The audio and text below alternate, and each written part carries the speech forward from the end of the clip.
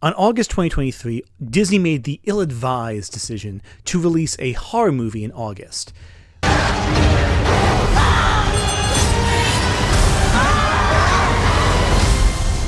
You don't really associate Disney with horror. I mean, why would you? You associate it with childhood memories, parks that go on forever with long lines. But you don't really think horror. But maybe you should. People have been trying to force Disney into something scary for ages now, turning the wonder and magic of their whimsical films into something nightmarish and terrifying. From turning Winnie the Pooh into a slasher franchise, to creepypastas elaborating on the cursed history of some of its parks. Disney's aesthetic has lent itself well to horror, as seen with Bendy and the Ink Machine, for example. But Disney and horror have a direct tie from the company's inception.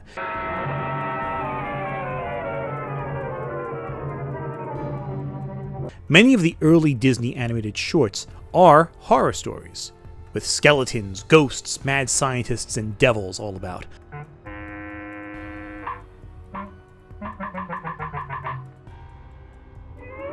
Disney is responsible for more nightmares than any other animation studio. Bald Mountain, Pinocchio, Hunchback of Notre Dame, and that isn't even getting into the rides. Haunted Mansion, the dinosaur ride, that scary Snow White ride that Disney World replaced with a family-friendly roller coaster.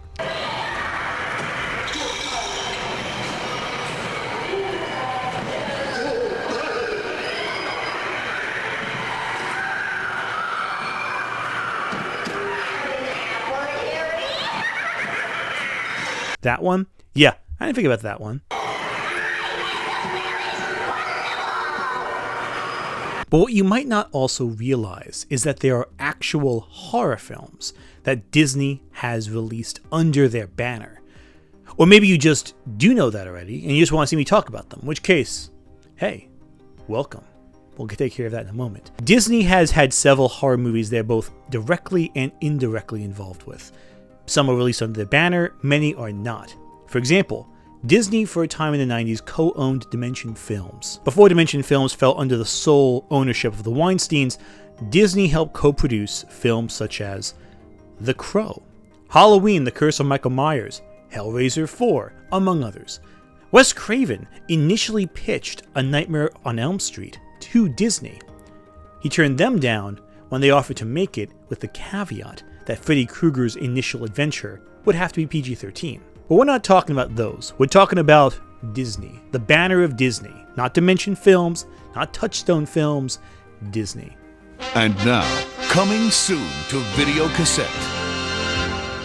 To specify, for this very informal retrospective, I'm going to limit myself to focus on just horror films that Disney released either under their main banner or as a Disney Plus original. If we were to include every other horror film Disney's had any involvement with, we'd have to talk about 20th Century Fox and their output, or the Hulu releases, which would include movies like The Empty Man, Underwater, Alien Romulus, Fresh, or technically the remake of Hellraiser.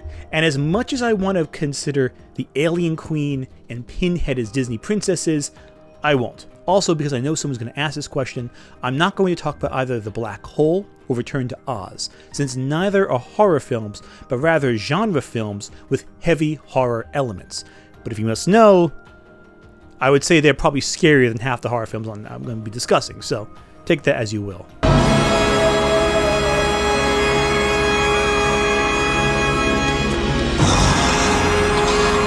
However, I will make one exception to what I just said. Escape from Tomorrow is not a Disney film at all, but Walt Disney World is the set of the film. It was filmed on location guerrilla style. The filmmakers didn't bother getting authorization to film in Disney World before filming there. In fact, it was part of its appeal. It was filmed without Disney knowing. They'd feed lines to the actors on set just to tell them, hey, say this out loud in Disney World and we'll film it. They looked like vacationers filming everything, so no one took any notice of it.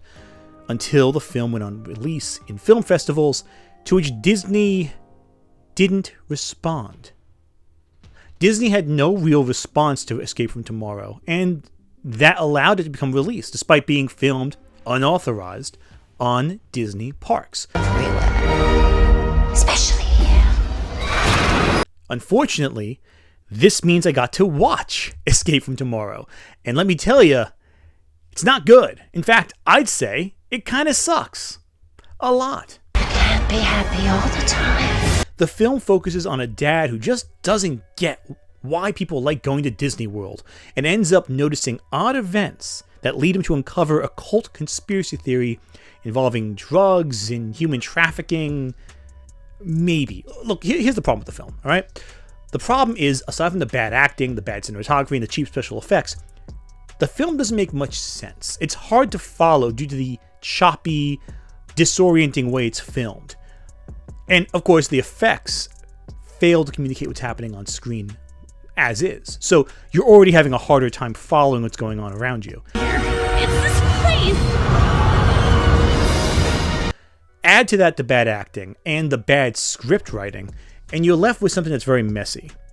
Again, the main reason why anyone has ever heard of this film is because of its guerrilla style, but TikTokers have done more with less. This movie had a budget, a TikToker doesn't, and I think that TikTokers have made scarier films in locations they aren't allowed to film in, with much, much less to work with. You're inside my head! Now, I get the idea they're going for with this film. They're trying to illustrate how the happiest place on earth has some darker sides to it. How, once you get past the veneer of enchantment, you see a superficiality beneath. But the film fails to communicate this on any level. It feels edgy, but it's ultimately toothless. I'm going to give it a 1 out of 5 on the quality scale and a 1 out of 5 on the scary scale for this ranking. You are cordially invited to the historic Gracie Manor. The Haunted Mansion is by far the most well-known Disney ride. Second to Pirates of the Caribbean, I would argue. It is iconic, so naturally, it makes sense that Disney would want to make a movie about it, taking this ride and turning it into a cinematic franchise. Multiple times. In 2023, Disney released a film adapting the ride, taking the ride's lore and iconography and transplanting it to the silver screen. But we're not talking about that movie. That would be fun to talk about. No. We're talking about the Eddie Murphy movie. And this history haunts these walls. I don't think it's a good idea to put that information in the listing. People love bathrooms. We should play up the whole toilet angle. I think that'd be best. The Eddie Murphy Haunted Mansion is not that good at all. I loved it as a kid when I saw it because it had some really cool creature designs, thanks in part to the legendary Rick Baker. But this film lacks the sauce. It lacks a lot of things, actually. The plot is painfully predictable. Eddie Murphy plays a dad who just gets too caught up in his work life and has a bad time balancing the kids with his business, even though the business is with his wife, but his wife doesn't have the same problem. It's just Eddie Murphy for some reason. It's weird. Anyway, so he gets too caught up in work and then ends up having to save his family when he gets to this weird mansion and this guy named Master Gracie wants to take his wife away to bring back his own lost love. I mean, look, it's kind of like the Mummy thing where the mummy wants to bring back his lost love. And it just so happens that the main character, the main female lead happens to be a reincarnation of his lost love. It's a whole thing. It's a cliche at this point. But the point is that you've seen this movie a bazillion times before. With what? For the ride of your afterlife. Now, there are a few things I like. Aside from the special effects, again by Rick Baker, I do like Terrence Stamp in this movie. He plays the butler, who is the quote-unquote surprise villain. Though anyone with half a brain cell can tell he was the villain from the get-go. And Jennifer Tilly elevates this film as she always elevates every film that she's in. But Eddie Murphy, God, what happened to him during the 2000s? He really took a nosedive in quality during this time. Outside playing the donkey in Shrek, everything he was in was just bad. And this is like a black hole of quality. He sucks out any life and vibrancy from any scene he's in. The kid actors outperform him. And usually kid actors get all the criticism in the world. The kid actors is pretty decent, actually. But Eddie Murphy, he makes the kid actors look better by comparison. Because I guess he forgot how to act during the 2000s. I guess Pluto Nash really did a number on him. But it's bad in that sense. And look, the film isn't devoid of merits. Again, the special effects, Terrence Stamp, Jennifer Tilly. But all of that feeds into a product that is underwhelming. There are attempts to connect this movie with the famous ride, but all of it feels cheap and predictable. They have like the little mannequin heads that sing, and they make that into a gag that's kind of embarrassing and kind of silly, but not in a good way. They're lines that are taken from the ride that are just reincorporated because they sound kind of similar, and it's underwhelming and kind of disappointing. The fact that this was the only Haunted Mansion film we got for years just cemented it as a real disappointment, and kind of showed that with Disney, outside of Pirates of the Caribbean, they really didn't know how to turn their rides into films. Let's also say this. I don't think a child would find this movie scary. I didn't find it scary when I was a kid. We're going to give it a 2 out of 5 on the quality scale, and maybe a 2 out of 5 in the scare department, if only because of some of Rick Baker's zombie effects are really good. Death lurks around every corner. Now, when the new Haunted Mansion came out, it got a lot of flack, and honestly, I get why. It's not a masterpiece by any means, but it's fun, and it's a fun family film with ghosts for families. The film boasts an all-star cast, has a plot that's honestly about something, our relationship with death and grief. The cast is pretty solid throughout, but I think Lakeith Stanfield is by far the best actor.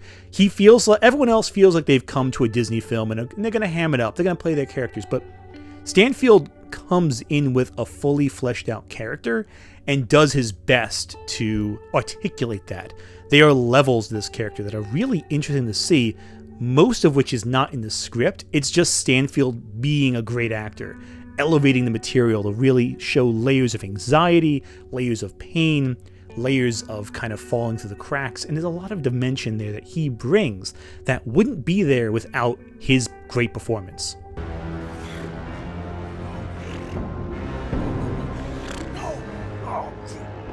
There are a few jokes that stand out in memory, so why isn't this a great adaptation of the Haunted Mansion ride, and why isn't it a great Disney horror film? Because it's dumb. God, give us a break. There's so many bad people in the world. Haunt them. Amen. There are several scenes throughout the movie where it could have gone for subtle dread or creepy visuals, but instead turns into, a theme park ride. But even the theme park ride it's based on isn't this unsubtle. There are scenes in the Haunted Mansion, the ride, where you see shadows. The endless staircase section, for example, it's all just smoke and mirrors, but it creates an atmosphere of dread.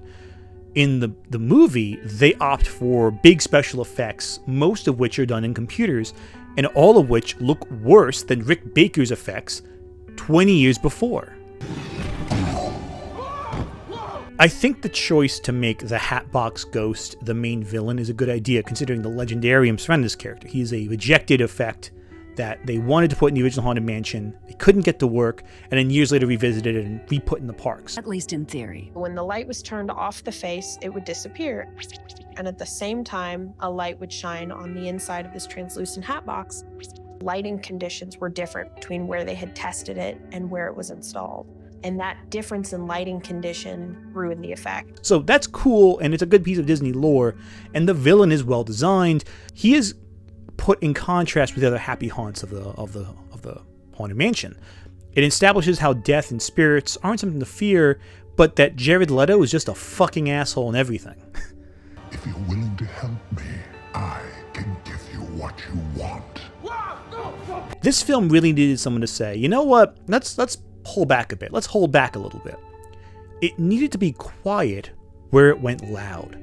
And that undermines a lot of well-done work in this movie. A lot of well-done acting, a lot of well-done setup is undermined by the loudness of the film. Some of the performances even aren't as good as the 2003 version. Yeah, I'll say this. Jamie Lee Curtis, not as good of a Madame Leota as Jennifer Tilly. Yeah, I said it. I'll go out there and say it. In terms of quality, this is a solid 3 out of 5. It's pretty good. In terms of scares, let's put it at a 3 out of 5 again. Even though it's not particularly frightening, there are some good elements of dread incorporated that are undermined by the effects, but it still has an atmosphere, which is more than what I can say for anything we've discussed so far. Also, the Muppets went to the Haunted Mansion. I'm worried about dying up here, but looks like you beat me to it! Don't you have anything better to do than boo me? Tough room. Did you know that? Yeah, there's a Muppets movie where they go to the Haunted Mansion, and it's kind of surreal, and I honestly don't have much to say about it. It just sort of exists. It's a Disney Plus original, and a lot of the Muppets Disney Plus originals have been hit or miss so far. This one's more miss than hit. It's visibly cheap. It doesn't have subtleties of the original Muppets show. It just looks messy. I mean, Gonzo's the main character, so that's cool. But if you're looking for the counterpart to the Muppets Christmas Carol, this is not it. You're going to be disappointed. I'm mysterious, Madame Pagoda! Wait, stop! It feels very much like just the Muppets going on the ride. And they put a lot of focus on that one bride character with the axe. Yeah, she shows up a lot. So she's kind of cool, I guess. But yeah, this one's just okay. This is a 2 out of 5 in terms of quality and a 1 out of 5 in terms of scares. You know, what's really funny is Guillermo del Toro was going to make a Haunted Mansion film. After the Eddie Murphy film, he was in talks for years to make a Haunted Mansion movie. It was one of the many, many unfulfilled projects of Guillermo del Toro, who, if you don't know, starts a new project every couple of weeks and never finishes it. How's Haunted Mansion going? Great. Last week, Tuesday or Wednesday, we turned in the storyline and the first few key concept drawings for Haunted Mansion to Disney, and we're moving along. Matthew Robbins is going to start the screenplay in about a month, you know, while I'm knee deep in mountains. And you know, hopefully by January we'll know if it's the take that Disney will go with or not, and then we'll know if I can do it or if somebody else directs it. Now, what's interesting is when he stopped working on Haunted Mansion, he started work on Crimson Peak, which is a haunted house horror film. Well, it's a gothic romance, really, with ghosts in it, but I can't help but feel that elements from his Haunted Mansion film maybe spirited themselves into Crimson Peak. I mean, who knows? I think it's an interesting discussion, but what do I know? I also think that his Creature from the Black Lagoon remake that he was going to make kind of fed into his Shape of Water movie, but I think Del Toro recycles ideas. I think, anyway. But yeah, I wish he made the Haunted Mansion. But you know, the Haunted Mansion is not the only ride Disney turned into a movie. In 1997, there was a Tower of Terror movie. Yeah, before the Haunted Mansion and Pirates of the Caribbean, Tower of Terror got its movie. Never heard of it? Well, there's a reason for that. You can't watch it on Disney Plus. You can't stream it anywhere outside of VHS rips on YouTube. Kirsten Dunst is even in it. Now, sadly, the Tower of Terror, the ride, is associated with the Twilight Zone. It's a Twilight Zone ride, but this film divorces the tower from its Twilight Zone origins, keeping the general lore that it's a ghost story involving a cursed hotel and the elevator goes up and down, but it becomes a simple story about family and love in a elevator that plummets really, really fast. This is a made-for-TV movie, so don't expect high production values. It honestly feels like a lost episode of Are You Afraid of the Dark or Goosebumps. A kind of mid-episode, actually. And it's decent for a starter horror film for families, but it's not going to scare you. It's very cheesy. I like it because of the nostalgia of the 90s made-for-TV movie vibe, but it's very dated, and it has a very schmaltzy ending. For this, I'm going to give it a 2.5 out of 5 in terms of quality, and 2 out of 5 in terms of scares. There are some interesting visuals that are incorporated, but it's nothing particularly frightening. Good if you have some kids, though, and you can watch it on YouTube.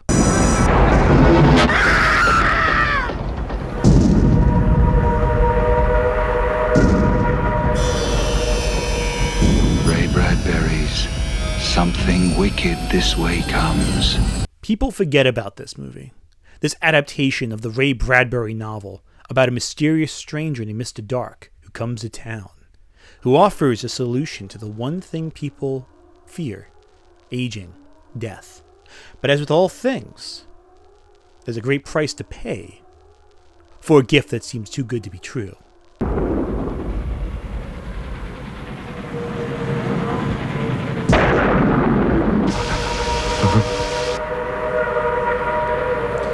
This film is atmospheric. People argue that Hocus Pocus or Night Before Christmas has like the Halloween vibes, but this film, Something Wicked This Way Comes, embodies the chill of autumn. You know what I mean?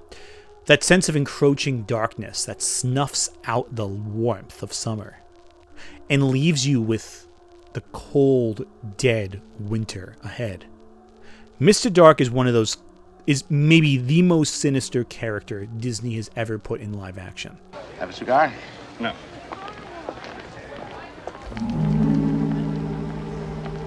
He's played masterfully by Jonathan Pryce, the dad from Pirates of the Caribbean. I do want to know the truth, sir. And the truth is that you are lying. You see, I already have their names.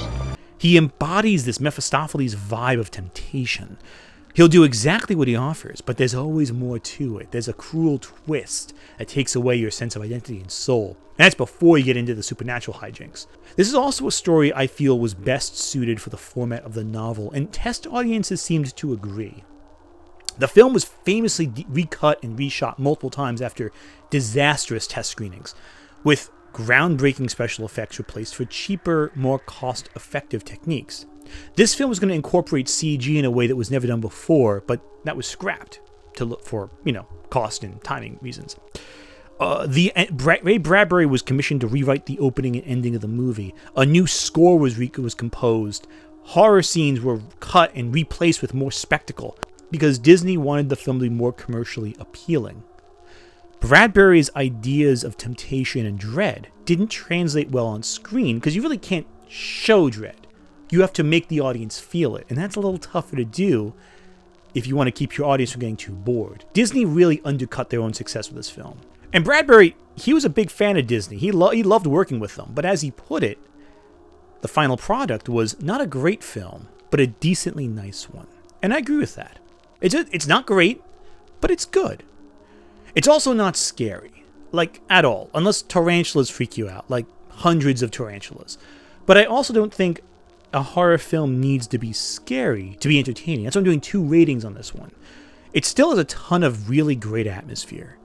In terms of quality, I'm giving it a 4 out of 5, mainly because I think that it's gotten better the longer we sit with it. It's one of those films when you first watch it, you might think it's a 3 out of 5, but coming back to it, it really, it stews with you quite nicely. So I think it's a 4 out of 5. In terms of scares, a 3 out of 5 just for the dread and atmosphere. It'll never give you nightmares, but it will leave you a little uneasy, and that's sometimes better. But my advice, read the Ray Bradbury novel. It is vastly superior, and I think a 5 out of 5 in my opinion. So, look, I guess Sleepy Hollow counts as one of the first classic horror stories, and Disney's adaptation is one of the best versions of the Sleepy Hollow story. Walt Disney's adaptation of Washington Irving's short story is the best adaptation of Sleepy Hollow. It doesn't add too much, it doesn't take away anything, it just gets to the bones of the story and tells it well. It is a classic of animation for a very good reason, and it does count as a horror story. I mean, yeah, sure, the Tim Burton horror film, that's great too, but it's not the Washington Irving story at all. This is a movie for kids, and it's a great adaptation of the story for kids. Look, you've seen the movie. You know what it's about. Ichabod Crane, school teacher, Brom Bones, cross the bridge, headless horseman, pumpkin, yeah. You know the plot. You know the story. And it's just that. And it works effectively. I don't need to sell you on the idea of the headless horseman, do I? This is a great little half of a film. Better than the Mr. Toad half, I think. I mean, Mr. Toad isn't scary, but don't forget, there is that one ride for Mr. Toad Disney had. You know, the one where Mr. Toad gets wild driving and ends up crashing and they go to hell. What's with these things where people just go to hell? Disney really had a thing with sending people to hell a lot. Like Hunchback, they go to hell. The black hole, they go to hell. A lot of hell in this. But yeah, I do want to briefly mention the Tim Burton movie. I do love that for what it is. It's What is Sleepy Hollow if done by Hammer Films and Johnny Depp. But I think that only works because we already had a perfect adaptation of the book already with Disney. And Disney would never, ever try another adaptation of the book, right? Right? It lives. The Hollow. Yeah, so ABC Family, back in the day, would do the 13 Days of Halloween, and one time they showed a movie called The Hollow. It was a theatrical film, but most people I know saw it on ABC Family. It's basically a high school reimagining of the Sleepy Hollow story, with Ichabod Crane's descendant fighting the Headless Horseman in modern day, and there's actually, the uncut version is an R-rated movie, but they showed it on TV on ABC Family, and a lot of teenagers saw it. And look, it's what you expect. It's a version of Sleepy Hollow made for fans of Buffy, The Crow, The Craft. It's goth cheese, and it's pretty bad. But if you like edgy 2000s unfiltered cheese, this is what to watch. Also, Kaylee Cuoco's in it, before Big Bang Theory and Harley Quinn. So that's something. And Nick Carter's in it. So this is not good. It's not a good movie. But listen, it only kind of counts because Disney helped distribute it under the ABC Family line. So it kind of counts, I guess. I don't know. It wasn't produced by Disney. I'm just counting it because it's odd. Disney did a few different adaptations of Sleepy Hollow on like ABC and stuff, but this is the one that I think stands out the most. There were some strange ones that would add, and I'm not really sure if those count as Disney productions. They certainly were distributed on ABC, which Disney now owns, so that's worth talking about. I'm going to give this one a 1 out of 5 in terms of quality, and a 2 out of 5 in terms of scares. Just because of how scary the edgy 2000 stuff is, in terms of, I used to love this stuff as a kid. I still kind of do what I'm talking about. This house is not haunted. Keep an eye out for the Boogedy Man. What Boogedy Man? Boogedy, boogedy. Now it's every man, woman, and child for himself. Gen Xers, I got you on this one. This one's for you. Now, I admit that tonight's feature, Mr. Boogedy, is a little weird. Mr. Boogedy is a made-for-TV movie, that by Disney, about the most obvious haunted house ever. Now, rule 1, never move into a town called Lucifer Falls. Rule 2, don't move into an old house in New England. Just don't. Those are 2 things you shouldn't mess up. And don't ignore when Gomez Addams comes up and tells you some folklore about some guy who sold his soul to the devil. That usually is a bad sign. Usually you should just listen to Gomez Addams in general about spooky stuff. Mr. Boogedy! I'd move. Mr. Boogedy is a very silly film that freaked out a lot of kids who watched it when it aired. But watching it today, it is, with its extremely dated effects, obvious sets, bad effects, silly villain, some of the cheesiest acting around. This movie is dumb. It is really, really dumb. John Astin, Gomez Addams, he shows up in a pretty important role as the guy telling everyone, hey, here's the story of Mr. Boogedy. And he's the closest we get to good acting in the whole movie. This is absolute hot garbage. And I watch it every year, or at least try to. This is the embodiment of the cheesy made-for-TV movie that you love watching as a kid, and you want to show your kids when the time comes for that. For those who didn't grow up with this, I can only explain it as bad Goosebumps. Right? It's bad Goosebumps. It's incompetent, it's not well made, but their heart is in the right place. And that earnestness really elevates the material. In terms of quality, it's a 2. In terms of scares, it's a 2. But in terms of the nostalgic warmth you get from watching it, it's a 4. During the era of the Disney Channel original movie, Don't Look Under the Bed stood apart because no other film got more parents upset than this movie.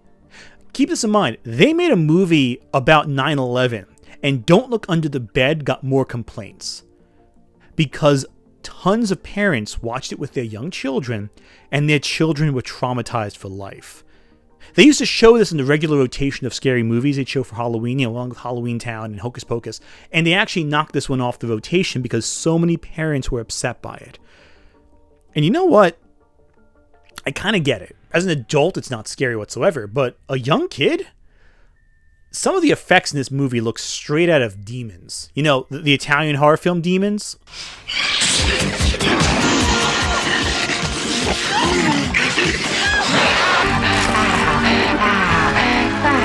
In the movie, if you stop believing in your imaginary friend prematurely, that imaginary friend is twisted by the darkness and turned into a boogeyman, distorted and turned monstrous and raving and graveling. The idea of the film is simple. preserve your innocence. Even as you get older, hold on to childhood whimsy. Because if you don't, you're going to get a monster crawling out of your bed, grabbing you by your ankles and dragging you into a hellscape dimension from which there is no salvation possible unless you accept your demonic imaginary friends like this is Persona 4 or something. Yeah, it's cheesy. Undeniably it's cheesy. But there's something about the makeup in this film. There's something about the way the graveling and the growling and the moaning that makes these monsters that are fairly minor, just claws and fangs, they look worse. They look monstrous. It gives me a feeling, again, of demons, but also of Nightmare on Elm Street, except for kids. There's a sense of trying to tell parents, hey, this is real, the imaginary friends are real, and then the parents believing you because you sound nuts. And that, again, reminds me a lot of Nightmare on Elm Street a little bit. You'll feel better when you get some sleep. Feel better? You call this feeling better? Francis! What? Please. There are components of a really good horror film here. It's toned down because they want to aim for people under the age of 12, but you can see the foundation of a good horror story here. And the fact it scared so many kids proved it was very effective at that. In terms of quality, I'm giving it a 4 out of 5. For what it is, it's a good family film. But in terms of scares, even though I'm not scared of it as an adult, it scared a lot of kids. It gets a 3 out of 5. It's not as scary as... honestly, I would argue that Something Wicked This Way Comes is more frightening. And the next 2 films that I'm going to discuss are also more frightening. What are those? Let's talk about them. This Halloween, you can't escape the shock, the terror of Werewolf by Night. This Disney Plus original is one of the best tributes to the Universal Monsters cycle I've ever seen. I'd say this is a better tribute than Van Helsing, for sure. Yes, I know it's a Marvel film, but it was a Disney Plus original first and foremost, so I'm counting it here. This movie rocks. It's not even really a movie. It's more like a 60-minute short special presentation, but what are you going to do? The film features a bunch of monster hunters coming together when I think it's Ulysses Bloodstone, he dies, and he has this thing called the Bloodstone, and all the monster hunters come because they want to get the Bloodstone, but to get the Bloodstone, you have to win a monster hunting tournament kind of thing. And one of the guys there is a guy named Jack Russell, who is the most werewolfy name this side of Lawrence Talbot. You know that guy was destined to be a werewolf or a dog tamer with that kind of name. This black and white short film, and yes, the black and white version, not the colorized version or whatever, is one of the highlights of Marvel Phase 4 by a mile. It captures there's this gnarliness to the whole film. The characters are well realized. You get a whole sense of this world and this evolved universe based on just a few brief scenes. You don't really get to spend a lot of time with these characters, but you also get to know just as much as you need to. Man-Thing is one of the coolest creature designs Marvel's ever released. He's this grotesque monster, this vegetative mass, but he is so emotive and so lovable and vulnerable. You really see, again, like with a lot of these movies, the real monsters are the human beings who hunt the monsters. But the monsters are also very dangerous creatures. And this creates a real sense of nuance. Yes, the monsters are vulnerable and being persecuted, but they're also out of control and violent, but they also have each other's backs.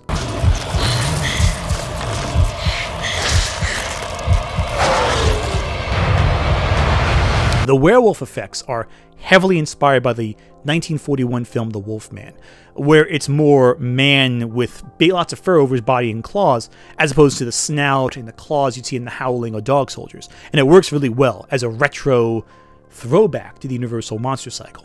And the action's really good. There is actual carnage in this Disney film. There are some people get ripped apart. People are not going to be walking away from this film in one piece. And I think it's really effective how it captures this sense of real, genuine, grotesque nightmare fuel, but also because you're rooting for the monsters. It's not horrifying, it's more cathartic. The real horror comes in from the humans who mistreat these people because they're just different. And that adds a sense of nuance, but it works, I think. And of course, the acting is pretty solid. It hits the right notes. It's cheesy when it needs to be and emotive when it needs to be. And that works quite well. 5 out of 5, quality-wise. In terms of fear, I'd say 4 out of 5. If you get frightened by monsters, this is not for you. It's not particularly scary, but There is some carnage. There is some violence. People get ripped apart. It's pretty gnarly for a Disney film, especially a Marvel film where they kind of try to shy away from real violence. It's pretty good. But it's not the best that Disney's released in terms of true horror experience. Something is watching again. Waiting. The Watcher in the Woods. In the 80s, Disney tried to move away from their family-friendly image, right? That's when they did The Black Hole, Return to Oz, Something Wicked This Way Comes. But one of the films that really, I think, was their biggest stride into adult storytelling was The Watcher in the Woods. The Watcher in the Woods is, at first glance, a traditional ghost story, but it becomes something more with black magic, alternate realities, these visions of someone. And it's a story where you start off with these unsettling atmospheric visuals. There's moments where in the film you're watching it and the camera, you realize, is a point of view perspective. At first it looks like it's just panning over, but then you realize it's lingering in a way that's unusual. It moves kind of in a way that reminds me of like The Evil Dead a little bit. There are elements that there for cinematic language that make you feel like you're being watched the whole time. Again, like The Watcher in the Woods.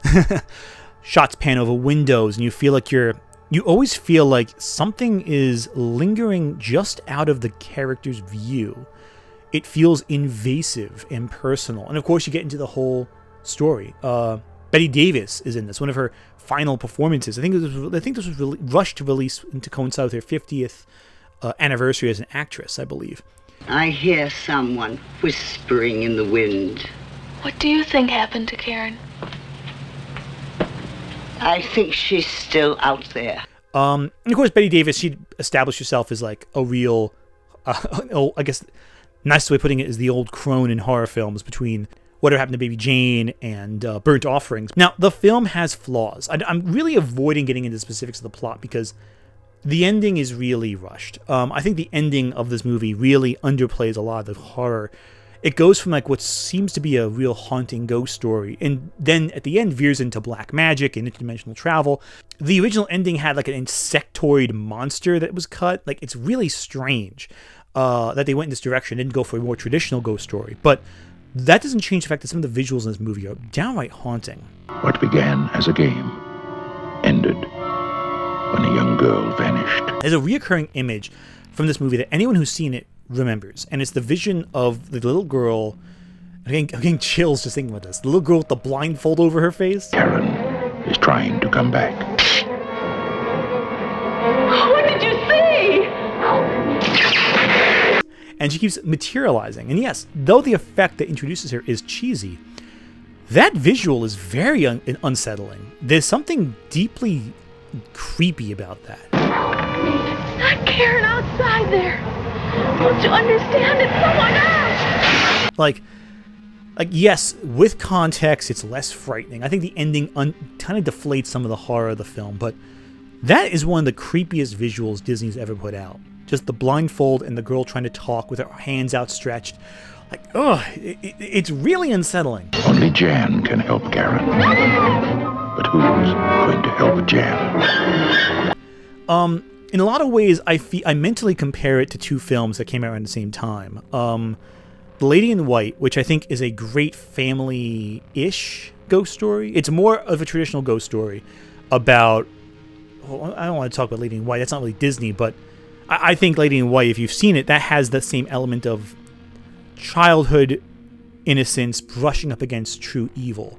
Kind of a loss of innocence kind of story. The Lady in White, I think, goes way further into actually showing you some real violence as opposed to just the fantastical spectral stuff you see in Watcher in the Woods. But The Watcher in the Woods, I think, is scarier because the visuals are more disquieting. Whereas Lady in White, you see a kid get murdered. But, like, it's disturbing, yes, but, like, it's also not done in a way that's visually as creepy as that blindfold image. And the other film I think of when I think of The Watcher in the Woods is I think of The Changeling with George C. Scott from 1980. That film, I think, is one of the greatest ghost stories of all time. How did you die? Whatever it is, it's trying desperately to communicate. What is it in that house, Claire? What is it doing? Why is it trying to reach me? And there's a similarity in terms of the mystery that has to unfold. You know that whatever happened to a child, and the characters are unfolding this mystery and trying to figure out there's people who are still living, who are tied with this story. And this ghost wants, or this entity, this person, wants their story to be told. Many films will frighten you, but only a few can really terrify you. In The Changeling, it's more, again, a more straightforward ghost story. This is a little more black magic-y, and there's seances and stuff, so it's a little less clear. I think the ending really, again, deflates the Watcher in the Woods in terms of quality. That's the one weak link.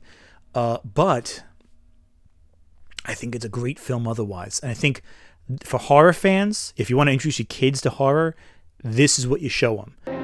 Whatever happened to my Karen could happen to you. The Watcher in the Woods. Now, unfortunately, The Watcher in the Woods is not available on any streaming platforms currently. If any good comes from this film, I want you to annoy Disney into releasing this movie. Anyone watching, if this goes viral, let's pester Disney into re-releasing The Watcher in the Woods on Disney Plus or something.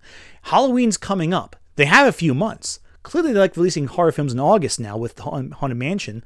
Bring back this movie out of the vaults. What else are you going to do with it? It's just sitting there. This is one of those iconic films I think really needs more of an audience. Iconic in that those who grew up with it were deeply traumatized by that girl with the blindfolds. I'm going to give this a 4 out of 5 in terms of quality. The ending really deflates it, but for the single creepy visual of that girl, it's a 5 out of 5 in terms of frights. I think, anyway. Now, that's all well and good, but I'm going to do something extra for you. None of these films were super scary. I mean, even the 5 out of 5s that I ranked, that was more on the Disney scale. Not really. Like, The Watcher in the Woods is not comparing to The Exorcist. It's not comparing to The Shining. It's not Lake Mungo. Something bad is going to happen to me. I feel like something bad has happened. It hasn't reached me yet, but it's on its way. But it's not Nightmare on Elm Street. But, on the Disney scale, 5 out of 5, But I'm going to tell you a few real 5 out of 5 movies. Real good ones. That capture the vibe of Disney. We've already mentioned Crimson Peak, which I feel is a better Haunted Mansion movie than the Haunted Mansion movies. The Lady in White, which I think is a fantastic film. Not The Lady in Water, by the way. The Lady in White. Changeling is a masterpiece, but not really Disney feeling. It's more its own type of ghost story.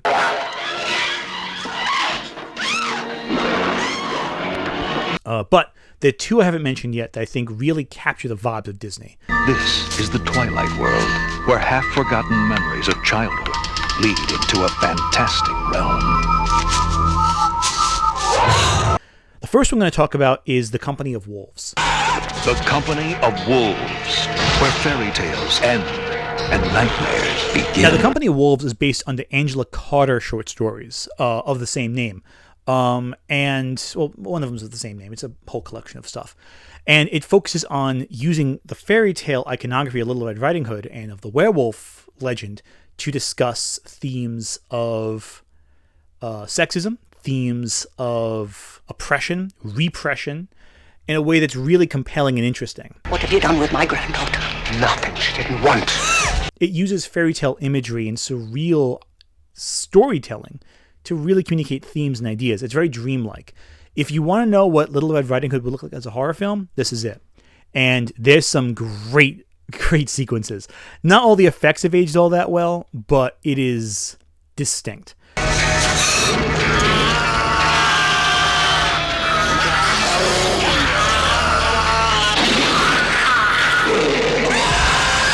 But there's one other film, too, I want to talk about.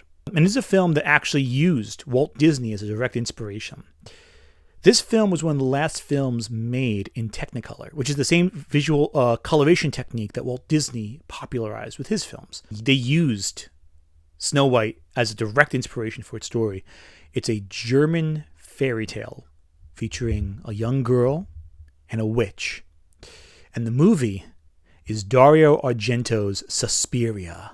You can run from Suspiria. Suspiria is one of the best horror films of all time. Like, by a mile. We've been talking about fun horror films this whole time. Suspiria is in another league. Suspiria sets the stage for true Italian giallo supernatural terror. It is a surreal film, and I recommend, if you go into it, don't expect like, oh, The Watcher in the Woods, oh, I've seen The Black Hole and Return to Oz, I've seen scary stuff. No, Suspiria is a little more intense, it's a little more graphic, it's a little more surreal, and it's hard to grasp. But you cannot escape Suspiria. Suspiria is a movie about a young ballet student who goes to a special school in Germany, and her first day there, as she goes to the school, she finds someone running out. A few moments later, that girl meets with a terrible fate. To put it mildly, this film is an experience. Not the scariest film, but it is a visually arresting film. The beautiful sequences of violence. Like, this is a movie that is gorgeous. The shots, the colors pop. And it really does feel like what Disney would make if he was allowed to make. If he was told that, horror films sell, Disney would make a horror film. Walt Disney specifically. This feels like what he would make. Given the madness of Dario Argento as well, the master of giallo horror.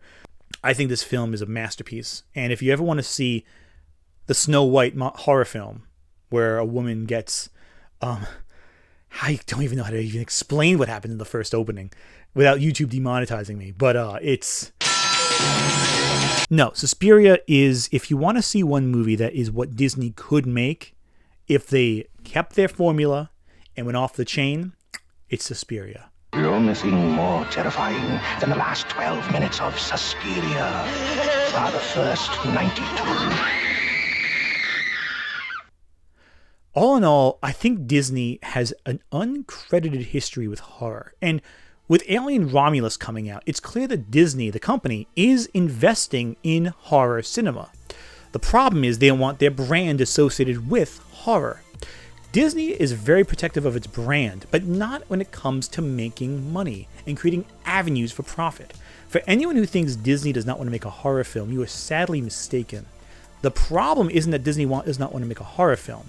The problem is that Disney does not want you to know it's making a horror film, but it wants to profit from it, that's for sure. Sadly, the Disney brand does not always lend confidence to audiences when it comes to horror, even though they have a long and storied history with it.